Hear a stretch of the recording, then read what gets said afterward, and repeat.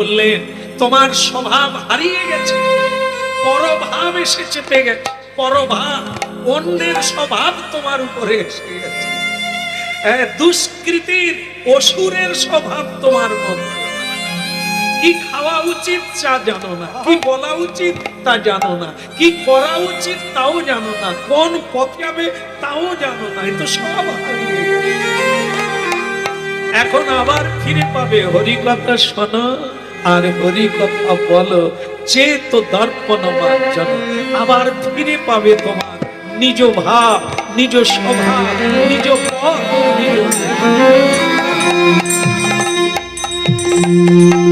বলি রে বদন, বলি রে বদন, সুধা মাখা এই মদিনা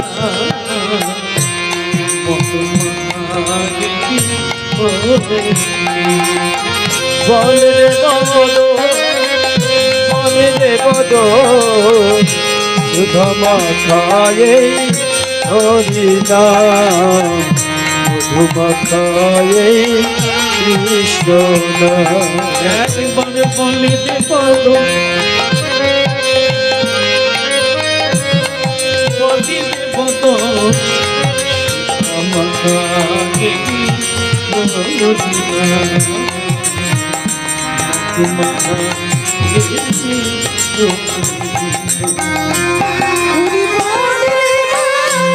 বদন, বলি রে বদন, সুধা মাখা এই হরিনাম, মধু মাখা এই হরিনাম। নামের প্রভাবে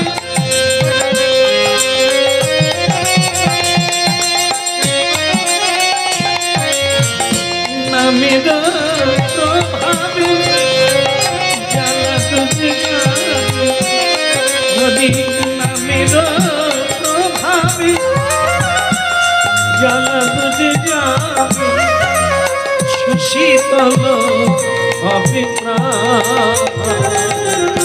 বলে রে বদন, বলে রে বদন, সুধা মাখা এই মদিনা, মধু মাখা এই মদিনা।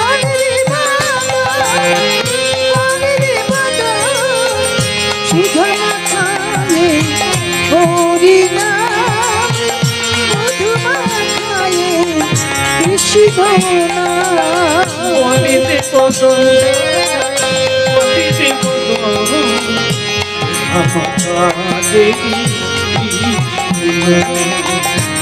সুধা মাখা এই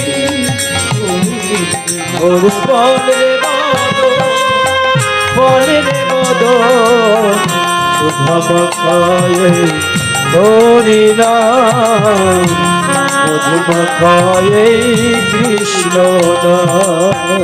সুধা মাখা হরিনাম, মধু মাখা কৃষ্ণ। সুধা মাখা এই হরিনাম, মধু মাখা এই কৃষ্ণ নাম। এই কৃষ্ণ নাম, মধু মাখা এই ওই সুধা মাখা এই কৃষ্ণ নাম, মধু মাখা এই হরিনাম।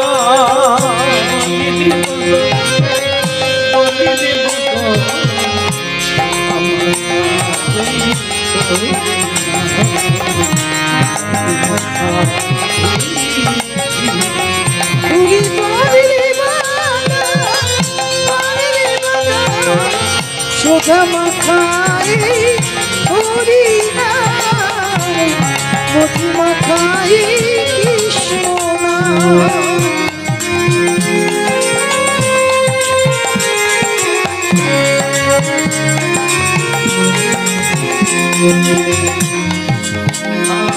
শ্রী রাধা দামোদর কি ভক্তমন্ডলী মায়েরা, ভগবান শ্রীকৃষ্ণ কলিকালের শুরুতে, তারপরের শেষে একবার যুধিষ্ঠির মহারাজের রাজপ্রাসাদে গেলেন। জায়গাটা হস্তিনাপুর, দিল্লি, নিউ দিল্লি, যমুনা নদীর দিকে আজও আছে সেই হস্তিনাপুর জায়গা, যেখানে আজকে আমাদের নিউ দিল্লি ভারতের রাজধানী। তো সেই জায়গায় আজ থেকে 5000 বৎসর আগে স্বয়ং ভগবান কৃষ্ণ প্রকট ছিলেন পৃথিবীতে। তিনি একদিন যুধিষ্ঠির মহারাজের রাজপ্রাসাদে যাচ্ছেন। আর আপনারা জানেন আমাদের বাংলার বুকে এখনো মানুষ তাই করে। সাধু গুরু বৈষ্ণব মহাত্মারা এলে উলুধ্বনি করেন, বস্ত্র বিছিয়ে দেন, পুষ্পবৃষ্টি করে ওনাকে স্বাগত। ভগবানের যেরকম পুজো হয়, পৃথিবীতে সাধুর পুজো হয়। কেন করে না? সাধু আর ভগবানের কোনো তফাৎ নাই।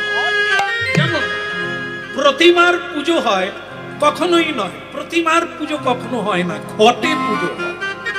ঘট, প্রতিমার মূল বস্তু যেমন ঘট, তেমনি ভগবানের ঘট হচ্ছে তার প্রিয় ভক্ত। এই জন্য স্বয়ং ভগবান বলছে, আমার চেয়ে আমার ভক্ত হয়। আমাকে প্রসন্ন করতে চাইলে আমার ভক্তের পূজা কর। মানুষের সেবা, আমি মানুষের মধ্যেই আছি, কাঙাল বেশে আছি, ধনী বেশে আছি, ডাক্তার রূপে আছি, ওঝা রূপে আছি, আবার সর্প রূপে আমি রয়েছি। এই জন্য স্বয়ং ভগবান বলছেন, ভক্ত আমার পিতা মাতা, ভক্ত আমার গুরু, ভক্ত আমার নাম রেখেছে বাঞ্ছা। তো স্বয়ং ভগবান হস্তিনাপুরে রাজপ্রাসাদে যাচ্ছেন পঞ্চ পাণ্ডবের দর্শনের জন্য। আর চারিদিক থেকে উলুধ্বনি হতে লাগলো, উলুধ্বনি শঙ্খ তবে উলুধ্বনি শঙ্খ ধ্বনি করে যত নারী,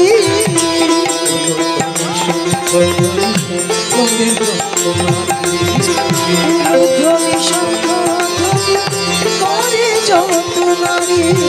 বলে ধনি ধনি ধনি করে ভগত মন্ডলী, হরি হরি ধনি করে ভগত মন্ডলী,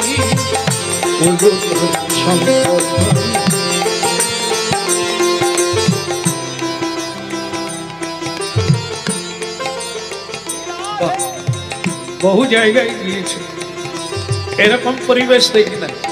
সুন্দর। আপনাদের হৃদয়ে যে ছিটে ফোটা ভক্তি আছে, ভগবানের জন্য যে একটা জায়গা আছে হৃদয়ে, এটা বোঝাই গেল উলুধ্বনি আর হরিধ্বনি শ্রবণ।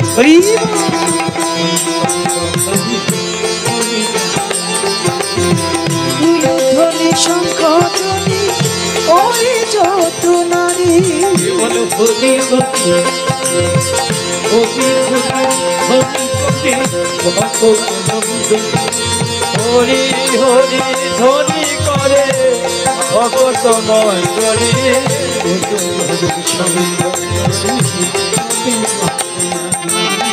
উলুধ্বনি শঙ্খ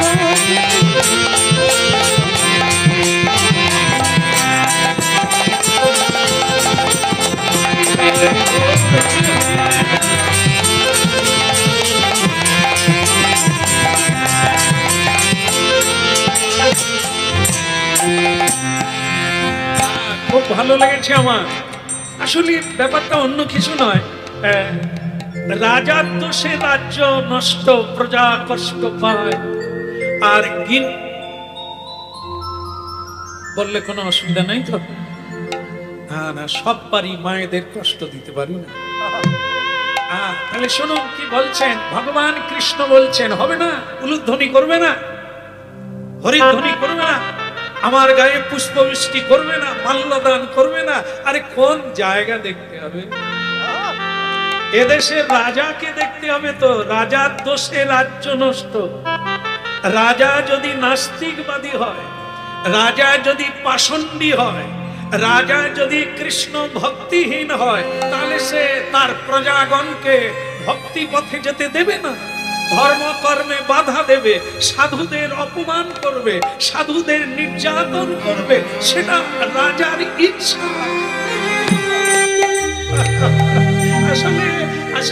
যুধিষ্ঠির মহারাজ ধর্মপ্রাণ, হ্যাঁ, যিনি ধর্মে স্থির, তার নাম যুধিষ্ঠির। তার রাজ্যের নরনারী ভক্তিবান হবে নাকি নাস্তিকবাদী হবে?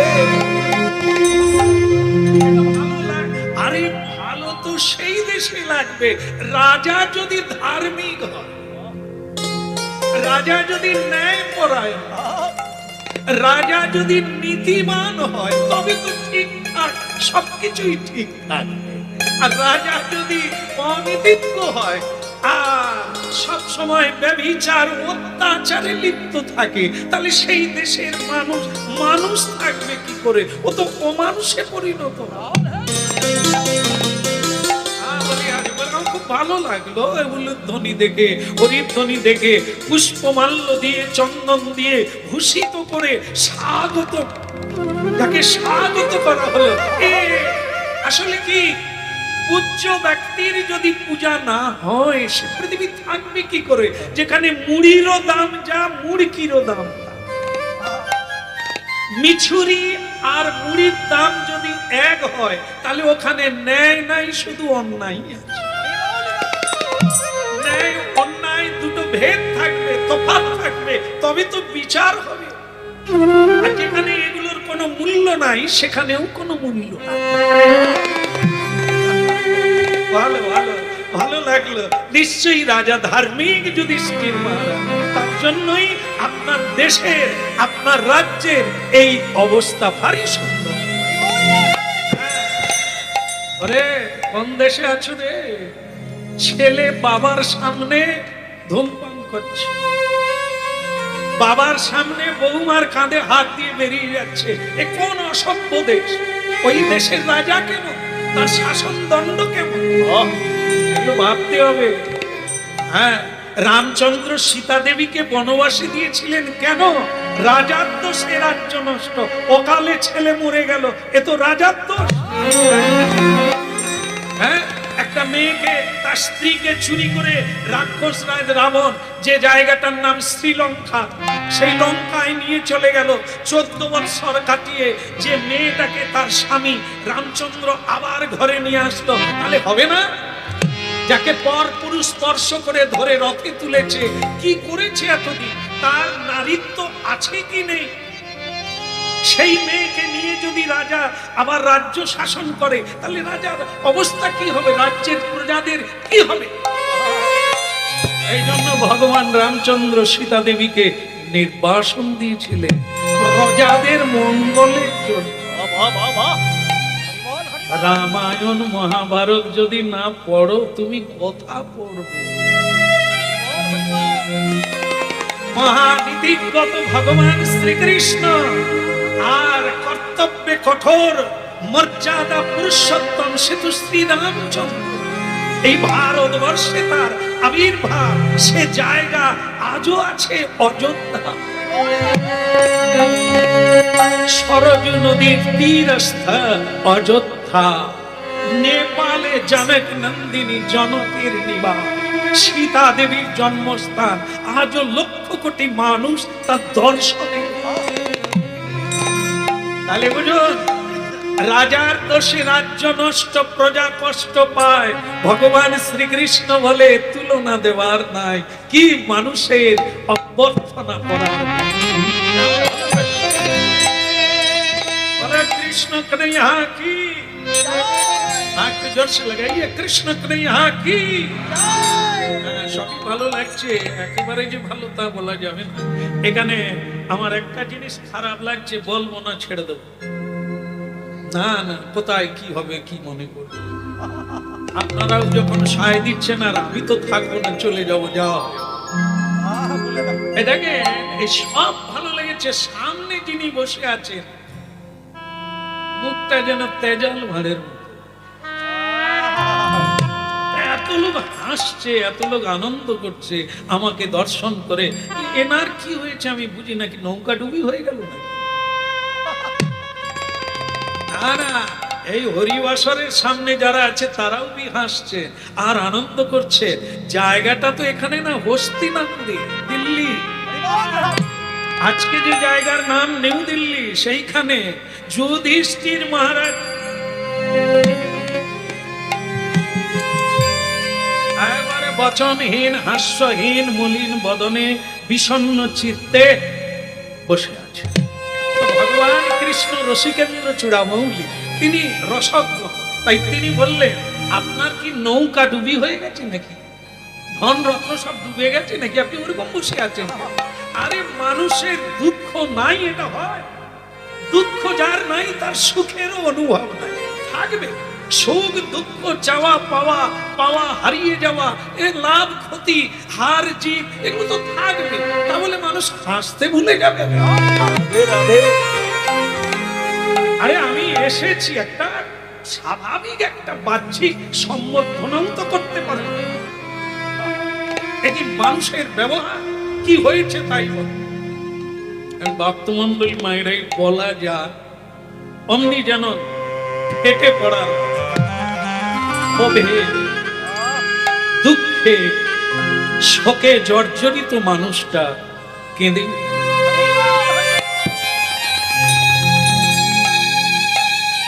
যদুপতি, কথাটা যদি অন্য কেউ বলতো মেনে নিলাম, তুমি বললে কৃষ্ণ, তুমি আমাকে বললে আমার নৌকা ডুবি হয়ে গেছে।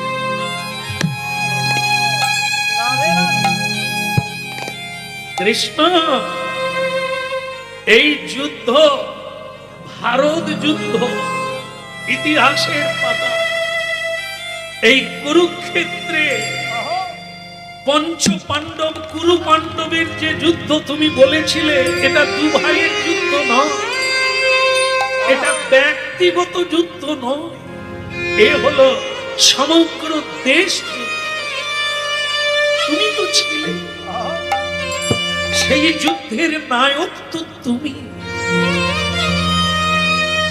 কিন্তু তুমি রাস্তায় দেখেছো সাদা কাপড় পরা কত মেয়েরা? কৃষ্ণ, এরা স্বামী হারিয়েছে ওই যুদ্ধে।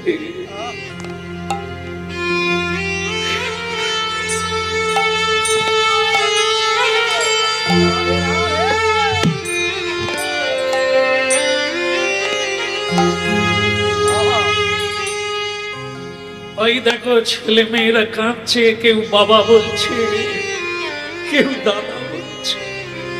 ওই যুদ্ধে এরা বাবা হারিয়েছে।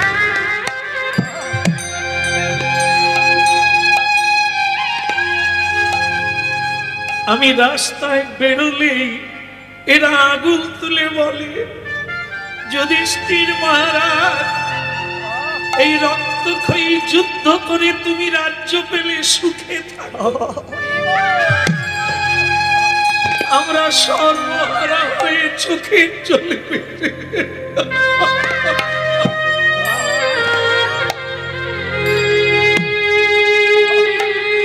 পারি না কৃষ্ণ, থাকতে পারি না।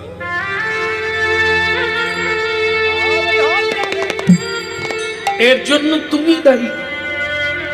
তুমি তো ঘটালে এই যুদ্ধ, তুমি পারলে না। এত পারো, বাঁশি বাজিয়ে গোধনকে কাছে ডেকে নাও, বাতাসকে স্তব্ধ করে দাও, পাথর গলিয়ে দাও। তুমি দুর্যোধনের মনটাকে গলাতে পারলে না, যুদ্ধ বাঁধিয়ে দিলে। তোমাকে কেউ জানলো না, তুমি কপট কৃষ্ণ। তুমি বিশ্বকে কাঁদিয়ে দিলে, তুমি বিশ্বকে হারিয়ে দিলে।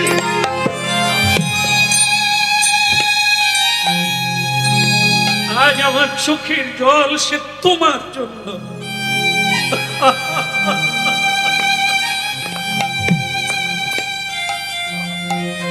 বলিহারি যুধিষ্ঠির মহারাজ, আমি কত খুশি মন নিয়ে এলাম, আর আপনি পুরো দোষটা আমার ঘরে তুলে দিলেন। যাই, আর ভেতরে যাব না, আমি আসি যুধিষ্ঠির মহারাজ। যদি মন কোনোদিন ভালো হয় আবার আসবো, নাহলে আমি ফিরে যাচ্ছি। মনটা খারাপ লাগলো।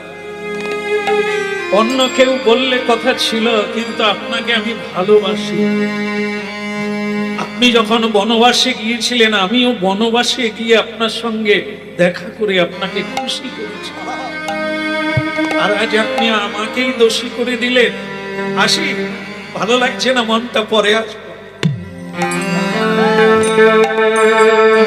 যুধিষ্ঠির মহারাজ চোখের জল মুছে বললেন, দাঁড়ান দাঁড়ান, রাগ তোমারই আছে, আমার থাকতে পারে না। এইটুকু কথা শুনেই তুমি চলে যাচ্ছ, বিগড়ে যাচ্ছ কৃষ্ণ, তাহলে আমি কি করে আছি? যুধিষ্ঠির মহারাজ ওসব বাদ দেন, আমি একবার যমুনার তীরে কিছুক্ষণ বসে মনটাকে ঠিক করি। এই জন্য লোকে যমুনার তীরে যায়, নদীর তীরে যায়, সমুদ্রের তীরে যায়, পাহাড়ের কোলে যায়। কেন? মন ওখানে বদলে যায়। যুধিষ্ঠির মহারাজ বলে, যদি যেতেই হয় আমিও আপনার সঙ্গে যাব, কারণ আমারও মন ভালো নেই। ভালো কথা, একসঙ্গেই যান। আসেন একসঙ্গে যাই। ভক্তমন্ডলী মায়েরা, ভগবান কৃষ্ণ আগে আগে, যুধিষ্ঠির মহারাজ পিছনে যাচ্ছে। মহাদেব রাধে,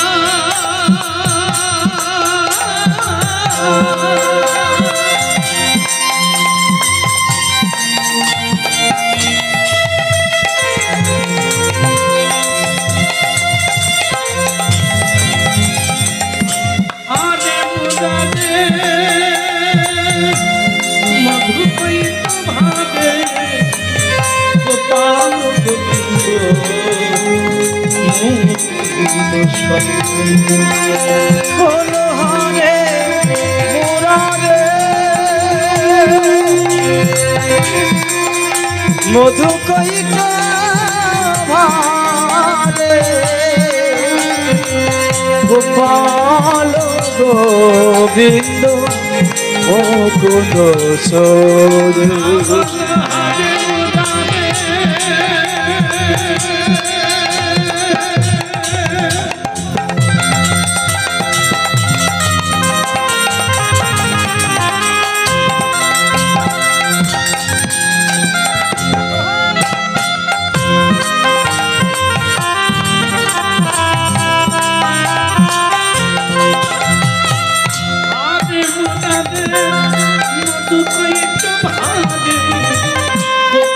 গোবিন্দ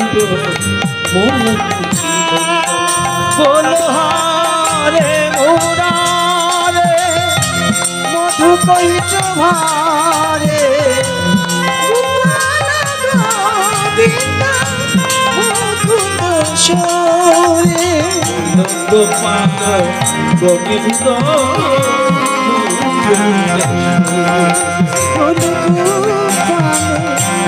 মুকুন্দ সরে।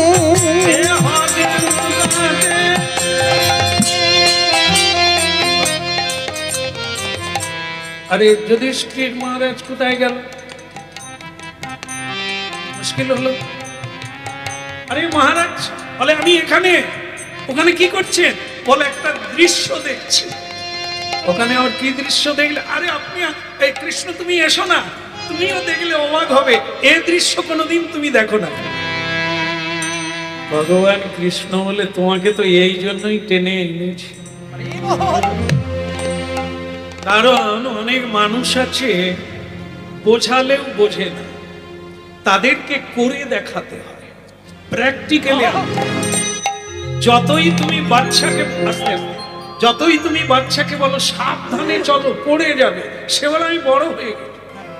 যখন হুচুট খেয়ে পড়ে যায়, তখন সে বুঝতে পারে আর তাড়াহুড়ো করে অছন্দে চলা যাবে না, ছন্দে চলবে। এখন তাকে যদি বলো খোকা একটু দৌড় মারো, বল না পড়ে যাবে। এই জন্য অনেক কথা বললে বোঝে, অনেক কথা জীবনে প্র্যাকটিকে সম্মুখীন হলে ঘাত প্রত্যাঘাত, ঘাত প্রতিঘাতে মানুষ শিক্ষা লাভ করে, তাই দরকারও আছে। তাই যুধিষ্ঠির মহারাজ যেটা বুঝতে পারে না, আমাকে দোষ দিচ্ছে, সেটা লীলার দ্বারা, কাহিনীর দ্বারা, ঘটনার দ্বারা, রটনার দ্বারা যুধিষ্ঠির মহারাজ কি দেখছে বলে, দেখো কৃষ্ণ, আমি অবাক হয়ে যাচ্ছি, একটা গাছের ডালে মৌচাক দিয়েছে। এটা আবার একটা আশ্চর্য জিনিস নাকি? জঙ্গলে গাছে পালায় মৌচাক তো থাকে, বলে আরে বাবা থাকে তো, কিন্তু মৌচাকের মধু টপ টপ করে নিচে পড়ছে, একটা লোক কিভাবে মধু খাচ্ছে দেখলে তুমিও অবাক হবে। কিভাবে বলে, দেখো দেখো দেখো, ওপর দিকে হাঁ করে লোকটা কিভাবে,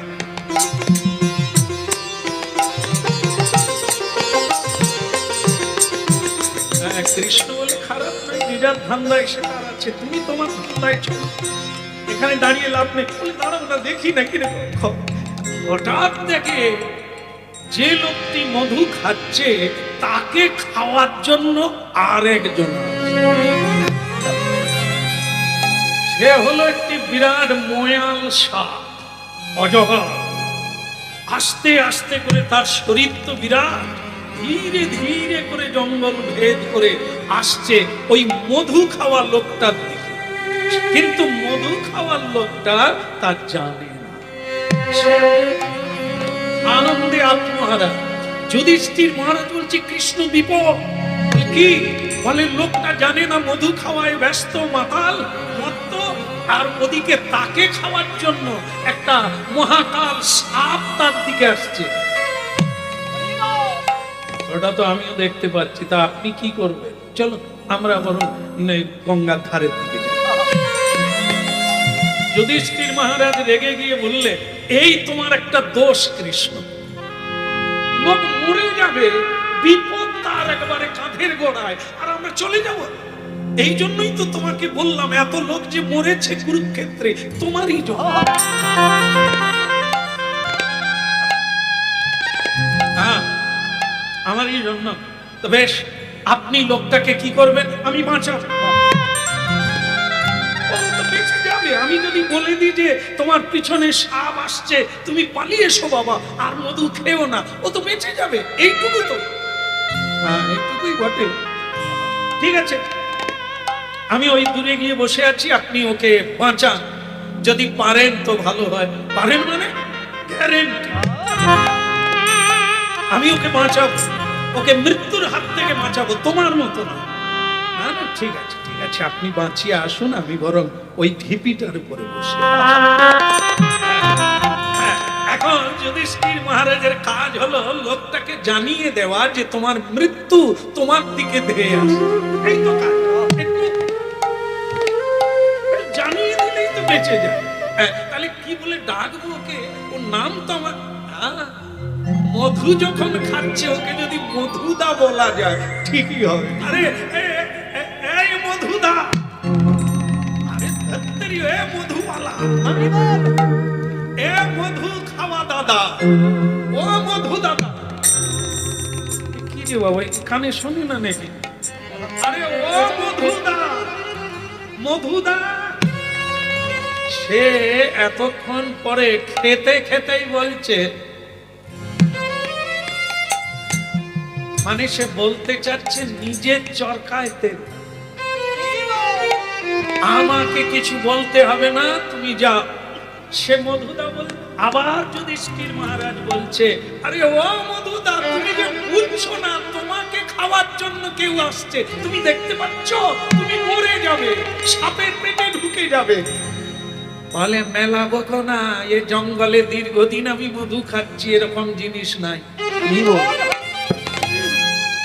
ভক্তমন্ডলী মায়েরা, কৃষ্ণ দূর থেকে বলছে, মহারাজ হলো হয়ে গেল, কথা শুনলো। বলে কি কথা শুনবে, সে আমাকে বলে নিজের চরকায়। তো ভগবান কৃষ্ণ বলে তবে চরখা যদি থাকে যান। যুধিষ্ঠির মহারাজ বলে তোমরা সব একই দলের লোক। লোকটাকে তো এখনই বাঁচানো যাবে। দাদা দাদা আর মধু খাবেন না, সাপ তোমাকে খেতে যাচ্ছে, তুমি এবার চলে এসো বাবা। সে তখন বলে তোমার চালাকি আমি বুঝি না, আমি সরে গেলে মধু তুমি খাবে, আমি বুঝি না। হ্যাঁ, এই যুগের মানুষকে আমি চিনি না, তার মানে আমি সরে যাব, আর সরে গেলে আমার জায়গাটা তুমি নেবে। হচ্ছে না, যে যার চরকায় তেল দাও, আমার কাজ আমাকে করতে দাও। ভক্তমন্ডলী মায়েরা, এক জীবন দর্শন, নিজেদেরকে দেখে নেন ওই জায়গাটায় আমরা আছি। ভগবান কৃষ্ণ যুধিষ্ঠির মহারাজের কাছে এলেন। হলো মহারাজ, হলো, পারলে বোঝাতে?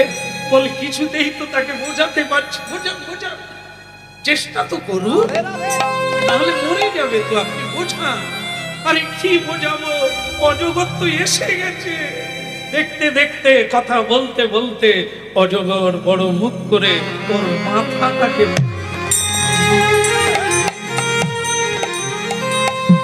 ওর মাথাটাকে গপ করে মুখের মধ্যে ঢুকিয়ে নিয়ে টানতে টানতে জঙ্গলের ভেতরে ঢুকিয়ে গেল। যুধিষ্ঠির মহারাজ কাঁদছেন, টপ টপ করে চোখের জল পড়ছে।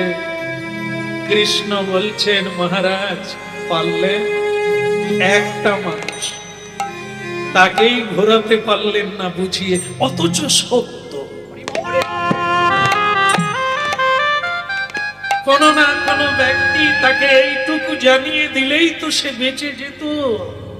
কিন্তু আপনি এত চেষ্টা করলেন, আপনি কি বোঝাতে পারলেন একটা মানুষকে, ঘোরাতে পারলেন, তাকে বাঁচাতে পারলেন?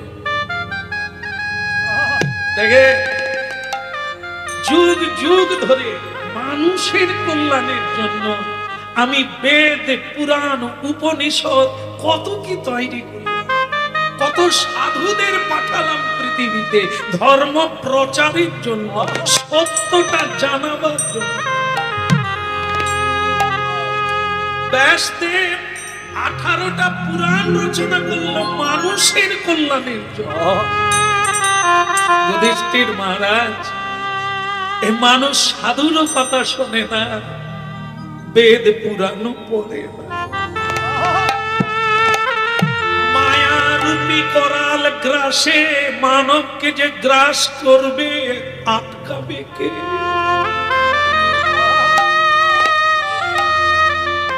আটকাবে কে?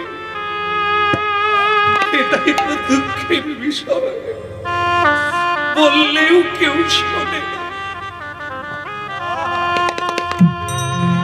আপনি জানেন, আপনার নিষেধ সত্ত্বেও আমি নিজের থেকে দুর্যোধনের কাছে গিয়েছি, এই যুদ্ধ যাতে না করে।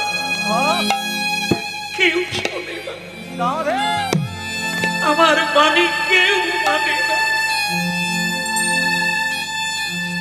যদি না শোনে তাকে বাঁচাবে কে?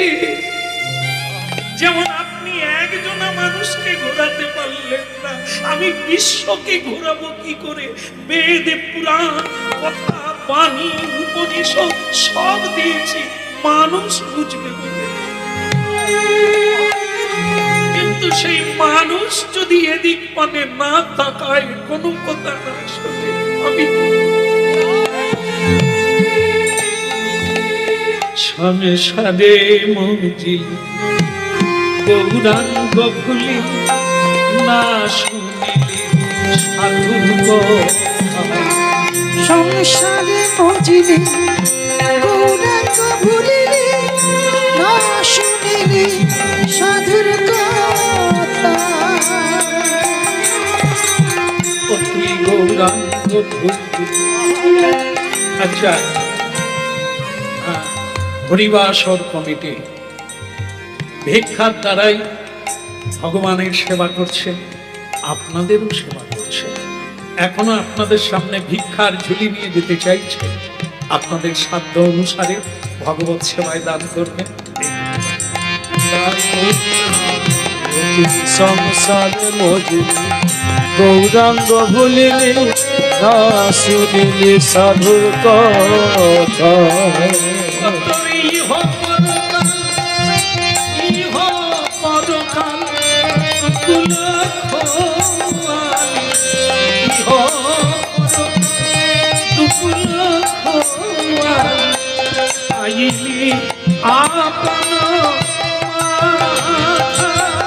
ইহ পরকাল কুল খোয়ালি, আইলি আপন মাথা।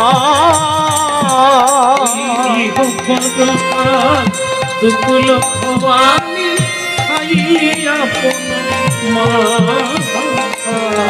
ইহ পরকাল দুকুল খোয়ালি, খাইলি আপন মাথা।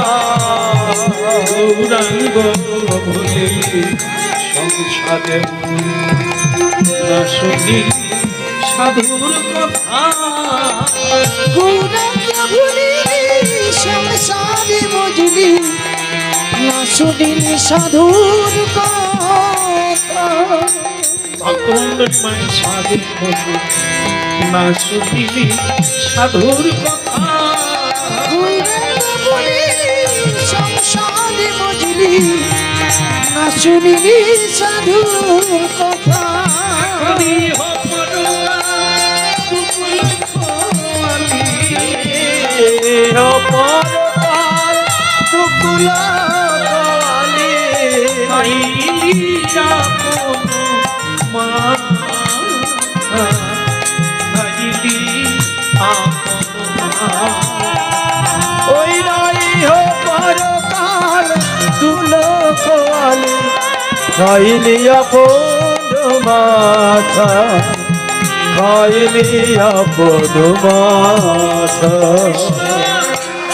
কৃষ্ণ কৃষ্ণ কৃষ্ণ। যুধিষ্ঠির মহারাজ বলে কি করবেন বলে? যুধিষ্ঠির মহারাজ বললেন, আগে সর্বপ্রথম যেটা সেটা হলো তুমি আমাকে ক্ষমা করে দাও, কারণ আমি তোমাকে ভুল বুঝেছি। আমি মনে করেছিলাম তুমি চেষ্টাই করো না, যুদ্ধটা হয়ে গেল। কিন্তু তুমি যে গোপনেও সেখানে গিয়েছো, মানুষকে যে বোঝানো যায় না যদি কেউ না বোঝে। যেমন মনে করুন এখানে কয়েকদিন কীর্তন হচ্ছে, সেই দুপুর থেকে শুরু হয় আর শেষ হয় রাত্রিতে। কত মানুষ কত কথা শুনলো, কিন্তু ভক্তমন্ডলী মায়েরা এই যে এখনো কীর্তন হচ্ছে, আমরা অনেক চেষ্টা করছি ভগবত তত্ত্বটাকে মানুষ যাতে বুঝতে পারে, তবে তার শান্তি হবে। কিন্তু মানুষ যদি বলে আমি যদি না বুঝি আপনি কি করবেন, কথাটা হচ্ছে এটাই, বুঝতে হবে। বোঝানো চলছে, ভগবান বুঝিয়েছেন, ঋষিমুনি বুঝিয়েছেন, সাধু সন্তরা বোঝাচ্ছেন, বুঝতে হবে আমার, না হলে আমাদের দুর্দশাকে কোনোদিন ঠেকানো যাবে না। যুধিষ্ঠির মহারাজ বলছে মনটা আরো খারাপ হয়ে গেল, তোমাকে কষ্ট দিয়েছি। আচ্ছা কৃষ্ণ আমি মেনে নিলাম, ও লোকটা মানে না, দুর্যোধন মানল না, তাই যুদ্ধ হলো। আচ্ছা পৃথিবীতে কি এমন মানুষ নেই যা তোমার বাণী মেনে চলে? বাবা কেউ কি নেই? কেন থাকবে না? কোটি কে গুটি বলো রাধে রাধে। আচ্ছা আপনাদের এখানে সব দোকান আছে, একটা দোকান বোধহয় নাই, সেটা সুরাকান বোধহয় এখানে নাই, তাই না? পিনে বলা নাই, ভালো জায়গা। ও আপনারা বলছেন আছে, হয়তো আমাদের ওখানের মতো বেশি নাই, কম আছে। হ্যাঁ যাই হোক, ভক্তমন্ডলী মায়েরা আপনারা দেখবেন এই যে সুরার দোকান না, কিছু কিছু এই দেশি সুরা যেগুলো, সেগুলো বাজারে কোনো ঝাঁপ তোলা দোকানে থাকে না, জঙ্গলে বসে আছে, লাইটও জ্বলে না, আলো জ্বলে না, খরিদ্দার তাকে খুঁজে খুঁজে যায়। বিপিনদা কথা রে, সে টর্চ দেখাচ্ছে হেথারে, আর এদিক তাহলে মানুষ চাইছে জ্ঞানের কথা যেখানে হবে, সত্য কথা যেখানে হবে, সেখানে লাইন নাই। এই রকম যারা পাশা খেলে জীবনের পাশা উল্টে দেবে, আমরা সেই শকুনিদের মতো লটারির দোকানে লাইন পড়ে যাব।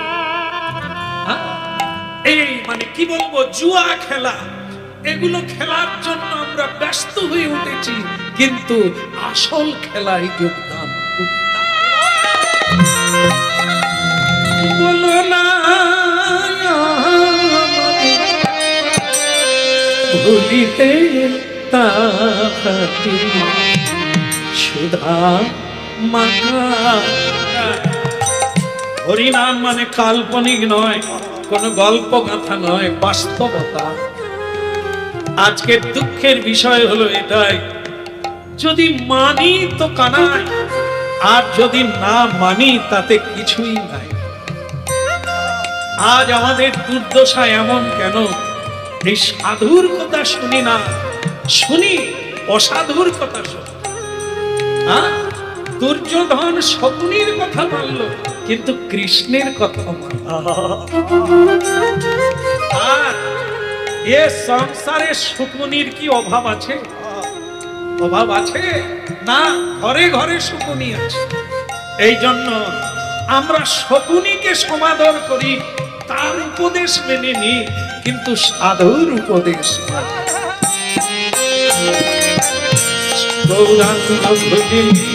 তার মানে বুঝুন শিক্ষা কোথায় গেছে। তেলে ভাজা খাবে, যে তেল 5 বছর বদল করে, ওই পড়া ধোয়নি, তাতেই তেল ঢেলে ঢেলে চালিয়ে যাচ্ছে, আর আমরা সেই জীবাণুগুলো পেটের মধ্যে ভরে।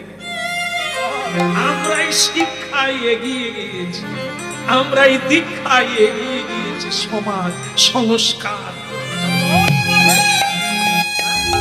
সুরার দোকানে লাইন, তেলে ভাজা দোকানের লাইন, ময়রার দোকানে মাছি উঠছে। দেখুন মিষ্টান্ন ভান্ডার কেমন, ছানার নানা রকম ভ্যারাইটি নিয়ে খালি মাছি তাড়াচ্ছে, পরিতাপ্ত না। আর ওখানে লাইন পড়ে গেছে, দোকানে আলো নাই। তারপরে কি এখানে কি বিষয়টা দাঁড়ালো? ছানার মিষ্টি খেলে দুগ্ধজাত বস্তু স্মৃতি, ধৃতি, শক্তি, মেধা সবকিছু বৃদ্ধি হবে, তাকে খায় না লোকে। তেলে ভাজা দোকানে লাইন দিয়ে শিক্ষিত ব্যক্তিরা দাঁড়িয়ে আছে। তপন দা একটু হাত চালিয়ে করো, আমার 15টা। আমার বউ বলে দিয়েছে তেলে ভাজা না আনলে তোমাকে ভেজে ফেলবে। তপন দা একটু হাত চালাও। তাকে একজন বলছে, দাদা ছেলে মেয়ে ভালো থাকবে, তুমি এই কি কাঁচা গোল্লা নিয়ে যান, এখন খেজুর গুড়ের গোল্লা কি সুন্দর, নিয়ে যান। বলে ছিঁড়ে ফেলে দেবে জানালা দিয়ে। আমাদের ভুলিতে সুধা মাখা এই মাখা, কৃষ্ণ মধুখা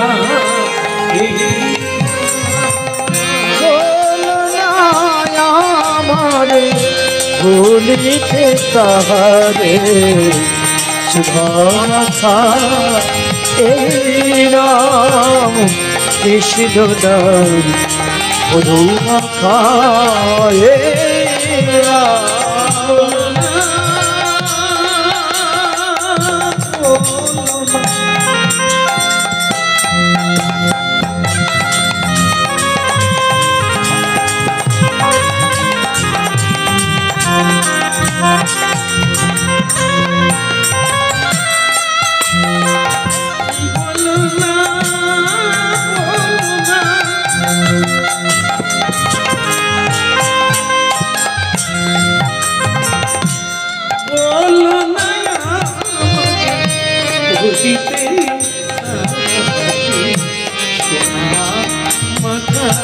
এই মধুর কৃষ্ণ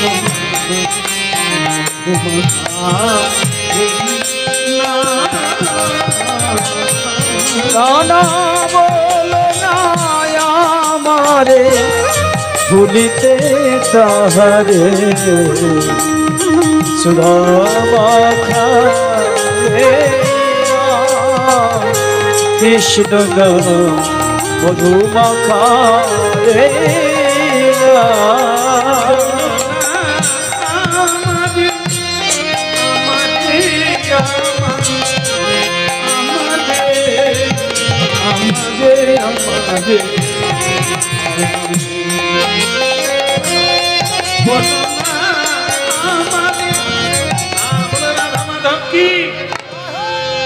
তোমার প্রশ্নের উত্তর, তাহলে কি কেউ একজনও মানুষ নেই যে শাস্ত্র মেনে চলে না, সাধুর কথা মানে না?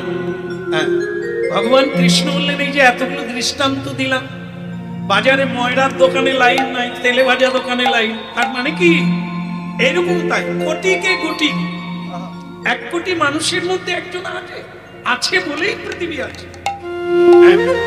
এখন সব মায়েরা শাড়ি ছেড়ে দিয়ে, সিঁদুর ছেড়ে দিয়ে মডার্ন হয়নি, সব মায়েরা হয়নি। দেশে যদিও হাওয়া ঢুকে গেছে, শহরে ছিল যে মেয়েরা বিয়ে করলেও শাড়ি পরে না, জামা পরে, সিঁদুর পরে না, শাখা পরে না, এগুলো শহরে অনেক আগে ঢুকেছে। কিন্তু দেশে এখনো মায়েরা শাড়ি পরে, গলায় আঁচল দিয়ে সন্ধেবেলা তুলসী তলায় প্রদীপ নিয়ে সংসারের মঙ্গল কামনা করে করে বলেই তুলসী দেবী আছে। আচ্ছা, আজও পৃথিবীতে কৃষ্ণ ভক্ত আছে বলেই ফুল ফুটছে। এ ফুল শয়তানেরা, ব্যভিচারী, অত্যাচারী, মিথ্যাচারী, ওরা এই ফুলের ওদের কোনো কাজ নেই।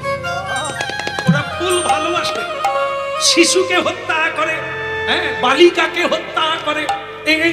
এগুলো কারা? এরা হচ্ছে অসুর, অসুর ভাব মাশ্রিতম।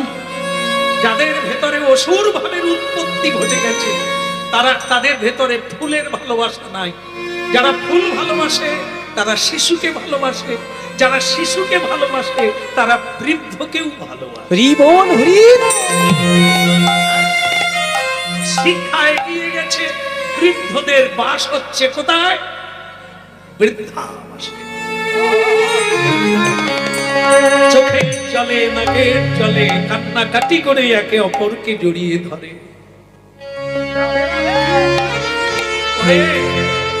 আমরা যারা ছেলে হয়ে বাবা মাকে রেখে এলাম, একদিন তো আমরাও বাবা হব। আমার গতি কোথায় হবে? যে গাছ তুমি লাগাচ্ছ, যেটা তুমি চালু করছো, এটা তো তুমিও করবে তার মধ্যে। এই জন্য ভেবে পা ফেলো, ভেবে কথা বলো, চিন্তা করো। এখনো যদি তোমার পরিবর্তন হয়, সমাজ পরিবর্তন হবে।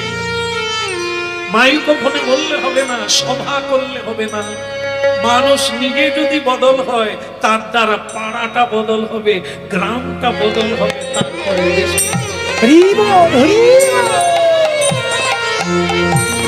এই জন্য আছে বলেই ভূমিকম্প হয়নি, পৃথিবীর তলাতলে চলে যায়নি, আজও কৃষ্ণ ভক্ত আছে বলে। তাহলে আমি দেখতে চাই এমন একজন ভক্তের নাম বলুন কৃষ্ণ, আমি তাকে দেখব। যে তোমার পুজো করে, যে তোমাকে শ্রদ্ধা করে, এমন একজনের নাম। দেখো, নাম বলার অনেক আছে, তবু তোমাকে একজনের নাম বলি, যেখানে আমি প্রতিদিন তার বাড়িতে যাই। বলে আপনি প্রতিদিন তার বাড়িতে যান, সে ভাগ্যবানটি কে? তার নাম হচ্ছে বলি মহারাজ। ভাগবতে যার নাম আছে, তার নাম হচ্ছে বলি মহারাজ। তার বাড়িতে আমার কথা দেওয়া আছে, বাক্য দেওয়া আছে, প্রতিশ্রুতি দেওয়া আছে, প্রতিদিন 1 দণ্ড করে তার বাড়িতে আমাকে দর্শন দিতে। আজ এখনো যাওয়া হয়নি, আমি যাব। যুধিষ্ঠির মহারাজ বলে আমি সেই ভক্তকে দেখব, আমিও যাব। ভগবান বলে চলো চলো যাওয়া যাক। ভক্তমন্ডলী মায়েরা, এই ভক্ত আর ভগবান, ভগবান আর যুধিষ্ঠির মহারাজ দুজনে মিলে পাতালে যাচ্ছে, যেখানে বলি মহারাজ আছে। আহা বৈষ্ণব ঠাকুর করুণা সাগর, এ দাসী করুণা বিনা বৈষ্ণব ঠাকুর করুণা সাগর, বিদাসী করুণা করি। বা বৈষ্ণব ঠাকুর করুণা সাগর, এ দাসী করুণা বিনা বৈষ্ণব ঠাকুর করুণা সাগর, বিদাসী করুণা করি। একেবারে দিয়া পদ ছায়া সখে আমায় তোমার চরণ ধরি। ওই দিয়া পদ ছায়া শোধয়ে আমারে তোমার চরণ ধরে। এই নিবেদন জানাই এই নিবেদন জানাই রাখি। বৈষ্ণব ঠাকুর আমার এই নিবেদন জানাই বৈষ্ণব ঠাকুর এই নিবেদন জানাই রাখি। এসে গেছি, এসে গেছি, একদম কাছাকাছি, এই তো বাড়ি। হ্যাঁ, আর বলি মহারাজ আগের থেকে ফুল পুষ্প জল সব রেডি রেখেছে। ও মেয়েরা, আরে আমার রাজ্যের মেয়েরা একটু উলুধ্বনি করো, ভগবান এসে গেছে আমার।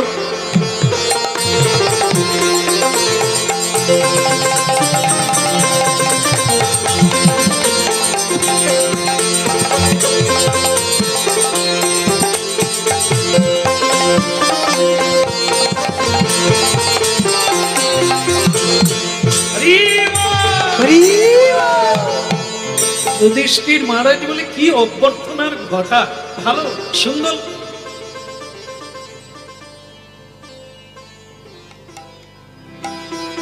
ওটা কি? ওই ওই বসে আছে, দেখুন ওই ওইখানটা।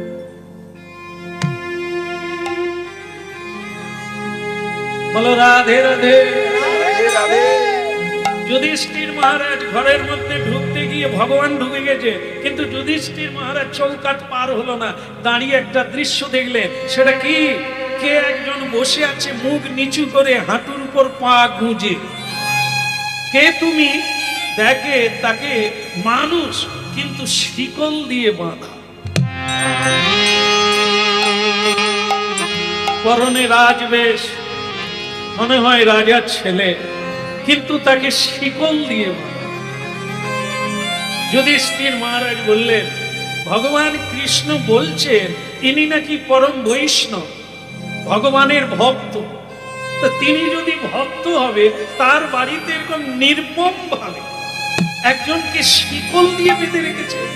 আহারে, মুখটা কিরকম হয়ে গেছে, একদম শুকিয়ে গেছে বেচারা। ভক্তমণ্ডলী মায়েরা, যিনি বাঁধা আছেন তিনি খুব চতুর।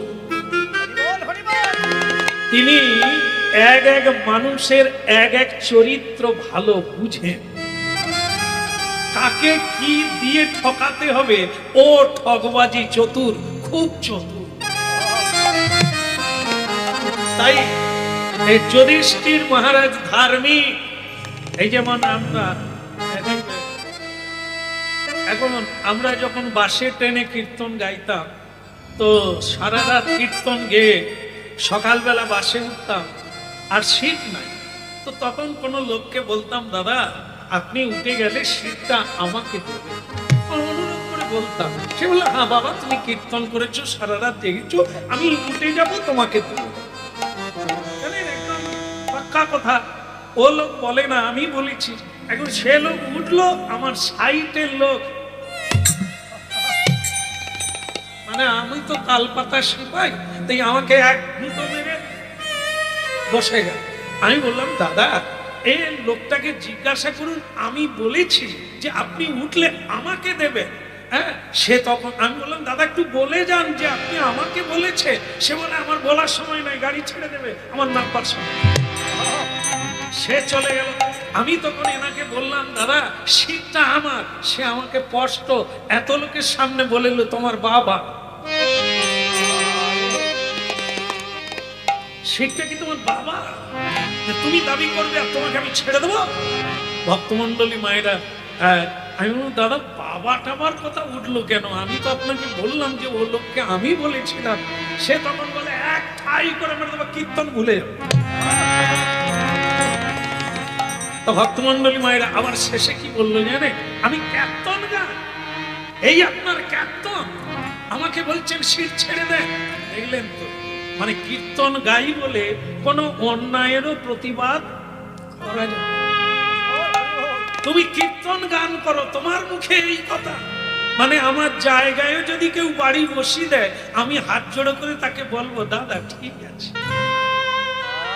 তবে হবে। কীর্তন গায় তো তাহলে ঠিক হবে। মানে কীর্তন গাই বলে আমাদের কোনো অন্যায়ের প্রতিবাদও করা যায়।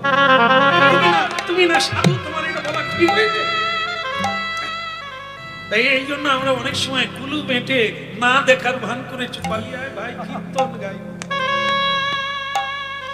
ভক্তমন্ডলী মহিলা, এখানে যেটা তত্ত্বটা দাঁড়ালো সেটা কি? এই যে অ্যাক্টিং মানে অভিনয়, ওই যে শিকল দিয়ে বাঁধা লোকটি জানে যারা ধর্মপ্রাণ মানুষ তাদেরকে একটু অভিনয় করলেই ওদের দরদ উছলে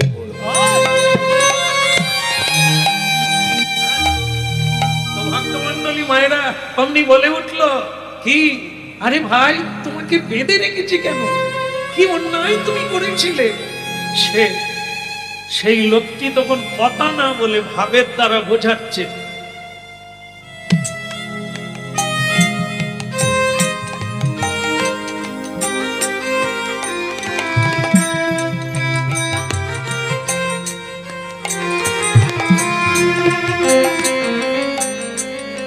চোখে জল ছলছল করছে। যুধিষ্ঠির মারে বললেন, আরে কাঁদিস না বাবা, কাঁদিস না, দাঁড়া, আমি যখন এসেছি তোর একটা ব্যবস্থা। আরে কি কষ্ট পাচ্ছিস তুই, কবে থেকে বাঁধা আছিস তার কোনো ঠিক নেই। আরে দাঁড়া দাঁড়া দাঁড়া, আমি দেখছি। ভক্তমন্ডলী মায়েরা, এই ধর্মের সুযোগ নিয়ে আর জগতে কি ছেলেমেলি চলছে। ধর্মে চুরি করে ধর্মের আশ্রয় নিয়ে নেয়, ঠকাবে লোককে, ধর্মের আশ্রয় নিয়ে নেয়। একটা লাল গেরুয়া পরে নিলেই লোকে জানবে সাধু। আর এই সাধুর বেশ ধারণ করে মানুষের জটপট নাস্তি ক্ষতি করে। আর প্রকৃত সাধু যারা, তাদেরকেও লোকে আঙুল তুলে বলে ওই তো সাধু।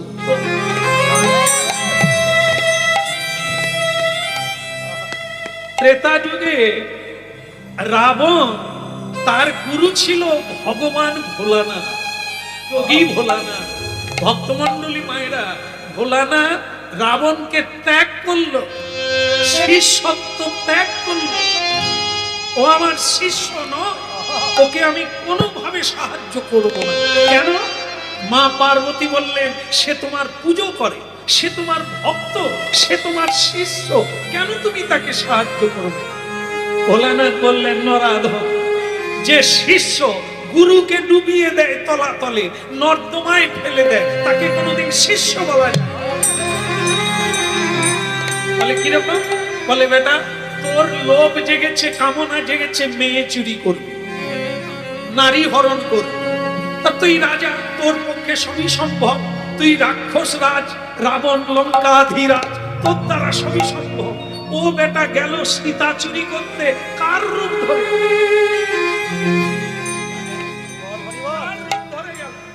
বেটা তুই রাবণ, তুই 10 হাত 10টা মাথা বের কর, যা তুই তোর লাম্পট্য কর জোর দেখিয়ে। ও গেল যোগীর বেশ ধারণ। যোগীকে লোকে ভোলানাথকে যোগী বলে। ও আমার বেশ ধারণ করে সীতা হরণ করতে গেল। সেদিন থেকে কি হলো? সব মানুষ জেনে নিল, যে কোনো সাধুকে দেখলেই বলে এ রাবণ নয় তো। আজকে সাধুরা আমরা কীর্তন গাই, বিভিন্ন জায়গায় যাই, এক এক জায়গায় হরিনাম গিয়ে বললাম বাবা একটা বাসাটা একটু ঠিক দিলে হতো না ঠান্ডার দিনে? বলে দেখেন সত্যি কথা বলতে কি, কীর্তন চলছে বটে, কীর্তনিয়াদেরকে কেউ সাধুদের বিশ্বাস করে, এই জন্য কারো বাড়িতে জায়গা দেয়। এই আগের বছর আমাদের এক কীর্তনিয়া কি কাণ্ড করে গেল, এই জন্য কেউ বাড়িতে জায়গা দেয়।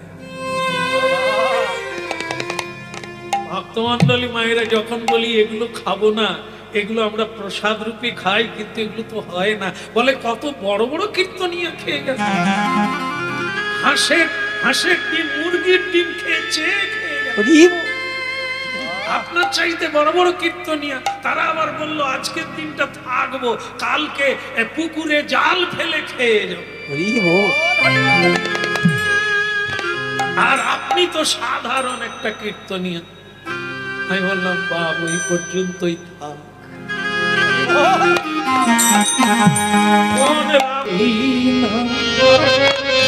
কৃষ্ণ মধুমাখা